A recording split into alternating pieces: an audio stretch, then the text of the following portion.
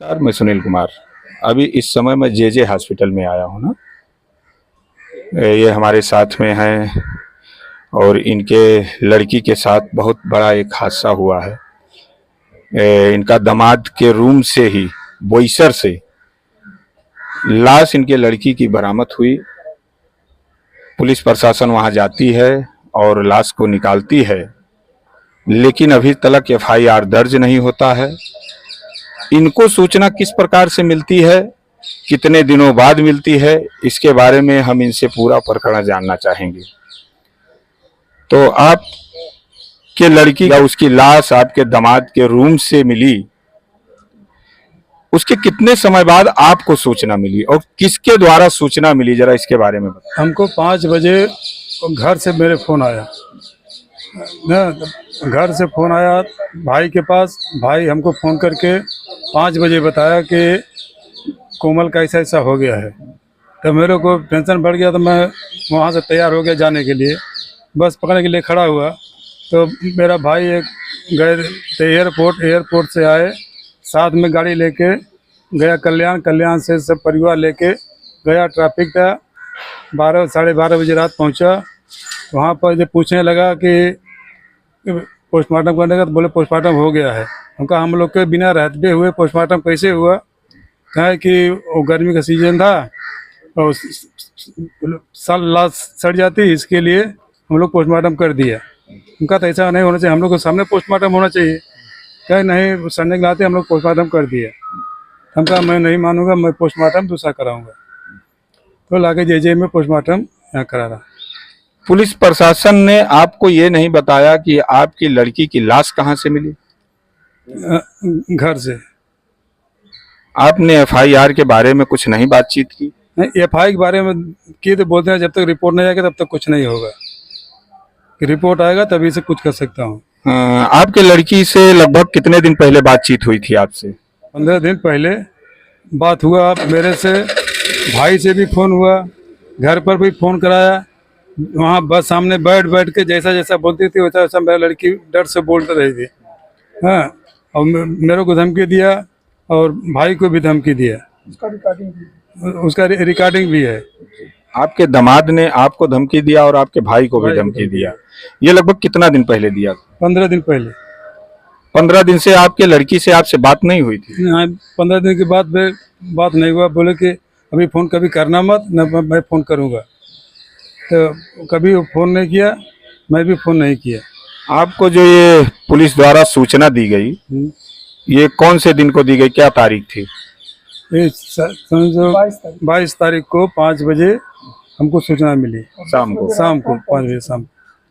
उसके बाद आप वहां जाते हैं, लड़की का पोस्टमार्टम भी हो जाता है, लेकिन आपको न्याय नहीं मिलता है। न्याय नहीं मिलता है।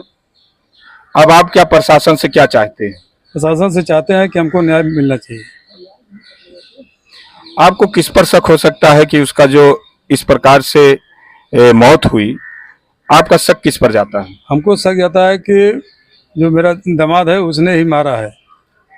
क्या आपका दामाद पहले भी ऐसा कोई कार्य किया था, मारपीट का? मारपीट का कारण नहीं किया था। मारपीट का बच्चा छोटा लड़का है, वो बोलता है कि मेरा पापा मम्मी को ऐसा मारते थे। हाँ?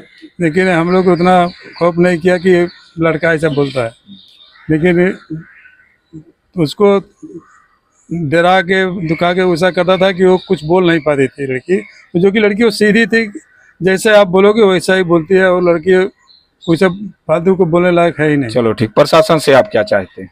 प्रशासन से यही चाहते हैं कि हमको न्याय मिलना चाहिए। मेरे से छोटी थी सर वो। लगभग कितने वर्ष पहले उसकी शादी हुई थी? उसकी शादी 19 मई 2013 को हुई थी सर। उसके बाद में कैसे बीच में क्या झगड़े या कोई तनाव ऐसा आपको सुनाई दिया था अपने बहन के द्वारा? शादी होने के बाद कुछ समय तक हम लोगों को ऐसा अनुभव नहीं हुआ कि ऐसा उन लोग के बीच चल रहा है या फिर कुछ हो रहा है, क्योंकि अगर आप बताओगे तो ही हमें पता चलेगा कि ऐसा आपके ऊपर हो रहा है। लड़की मेरी बहन जो थी वो आई करीब 1.5-2 साल पहले हमारे घर पे आई, हमारे घर पे रही। तो ऐसा कुछ अनुभव नहीं हुआ, ना हमें अनुभव हुआ, ना हमारे बड़े पापा को अनुभव हुआ, ना बड़ी मम्मी को अनुभव हुआ। कुछ अनुभव नहीं हुआ कि ऐसा हो रहा है, क्योंकि वो लड़की बहुत ही सीधी थी मेरी बहन। वो कभी किसी से झगड़ा नहीं, कभी कोई बीमारी नहीं। अगर आप उसको गाली या फिर मारते भी हैं तो उसका रिप्लाई नहीं देती थी। बहुत ही हम्बल लड़की थी वो। और कभी वो अपने तकलीफ को अपने मम्मी पापा को या फिर परिवार के किसी भी सदस्य को कभी जाहिर नहीं होने दी कि वो इतने तकलीफ से गुजर रही है। कभी भी वो तकलीफ को बयान नहीं की परिवार के सामने। लगभग ये कितने सालों तक वो अपने ससुराल में थी? अपने ससुराल में जो इनके मम्मी पापा और इनके जो जेठ और जेठानी थी उनके पास थे, भाईंदर में रहते थे ये लोग। इसके बाद फिर ये लोग चेंज हुए, उनके बड़े भाई, इनकी बहन जो थी दूसरी वाली जेठानी थी, ये लोग कल्याण रहने गए। इनके माँ बाप भाईंदर रहते थे। ये लेकर के फिर कहाँ गए सर, मुंबई से गांव से आने के बाद तो चाचा ने, बड़े पापा ने, सब लोगों ने बोला कि कुछ बात, इनके जो हस्बैंड थे वो फ़ोन करके उल्टा सीधा बोल रहे थे कि ऐसा ऐसा है। तो चाचा बोले मेरी बहन से कि अगर ऐसा कुछ है तो आप मत जाओ। तो वो बोली कि ये हस्बैंड वाइफ का मामला है, ये हम लोग समझ लेंगे, आप लोग मत बीच में इंटरफेयर कीजिए। इतने दिनों के बीच में कहीं आपको ऐसा तो सूचना नहीं दी गई, आपकी बहन ने ऐसा कोई सूचना तो नहीं दी कि हमें दहेज के लिए प्रताड़ित किया जा रहा है?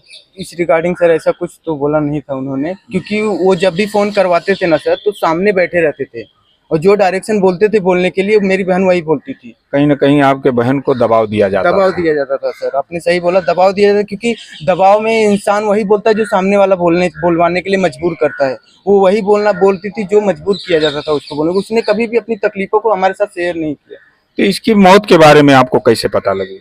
मौत के बारे में सर फ़ोन आया पुलिस का, 5 बजे हमें फ़ोन आता है, हमारे बड़े पापा को फ़ोन आता है कि ऐसा ऐसा हुआ है। तो उसके ज़रिए पता चलता है तो हम लोग वहाँ पे जाते हैं। जाने के बाद पुलिस से पूछते हैं कि क्या हुआ है। तो उन्होंने बोला मेरे से, मैं जब मिला उनसे, मैं पहले गया था, 8 बजे गया था, तो मैं पुलिस से मिला, मैं पूछा कि क्या हुआ है। तो उन्होंने बोला आप कौन लगते हो? तो मैं बोला मैं उनका बड़ा भाई हूँ। तो बोलते हैं कि आपकी बहन का डेथ हो गया है। तो मुझे तो बिलीव ही नहीं हुआ, विश्वास ही नहीं हुआ कि डेथ हो गया है। तो पहली बात तो मुझे पता नहीं था कि उनका डेथ हो चुका है। फिर इसके बाद 10 मिनट बाद मैं बोला सर मैं मिल सकता हूँ मेरी बहन से? तो उन्होंने बोला कि उसका तो पोस्टमार्टम हो चुका है। तो मैं उनसे, पहला क्वेश्चन मेरा यही था, सर पोस्टमार्टम हमारे परिवार के अब्सेंस में आपने कैसे किया? आप लड़के के कहने पे कैसे पोस्टमार्टम कर लिए? तो उनका जो स्टेटमेंट था पुलिस का, उन्होंने ये बोला मुझे कि लड़के ने बोला कि लव मैरिज था, ना तो लड़की के घर वाले मानते थे ना हमारे घर वाले मानते थे, तो इसीलिए मैंने, लड़के ने जो बोला उसके बिहाफ पे हम लोगों ने कर दिया। तो मैंने उनको बोला कि आपको पता कब चला और कैसे पता चला, वो मुझे बताइए। तो उन्होंने बोला कि मुझे 8 बजे पता चला, बाजू वाले से फ़ोन पे उन्होंने बताया। एम्बुलेंस गई थी, 108 नंबर पे फ़ोन किए थे, और जब एम्बुलेंस गई तो एम्बुलेंस ने वहाँ पे उनको मृत घोषित किया, बोला कि हम मृत बॉडी को नहीं उठाते हैं। तो उन्होंने 100 नंबर पे डायल किया, पुलिस को इन्फॉर्म किया। तो मैं बोला सर आपने वो 8 बजे, उन्होंने बोला कि 8 बजे वहाँ से हम लोगों ने बॉडी उठाया वहाँ से। फिर इसके बाद पता चला, कुछ समय बाद पता चलता है कि कोई एक अधिकारी वहाँ पे जाते हैं, मनसे के थे। वहाँ पे उनके जाने के बाद डॉक्टर से उनका डायरेक्ट आई कांटेक्ट होकर बात होता है। तो वहाँ पे जो डॉक्टर रहते हैं वो बोलते हैं कि बॉडी, हम लोगों को पता चला रात को 11 बजे तक हो गया था उनका डेथ। और जो मैं पहले पूछा तो उन्होंने बोला कि 8 बजे हम लोगों ने ऐसा किया। यही था सर। मतलब आपने पूछा तो 8 बजे का बताया गया, 8 बजे का बताया, लेकिन दूसरी तरफ 11 बजे का बताया जा जब रहा है। उनसे पूछा गया वहाँ पे तो डॉक्टर के थ्रू हमको पता चला कि 11 बजे हो चुका था उनका डेथ, रात को ही। और आपको 8 बजे शाम को सूचना मिली थी? हमको 5 बजे शाम को सूचना मिली। 5 बजे सूचना मिल गई, सुबह के 8 बजे उन्होंने बोला कि हम लोगों ने बॉडी को मृत घोषित पाया था। 8 बजे उन्होंने ऐसा उन्होंने बोला, सुबह 8 बजे।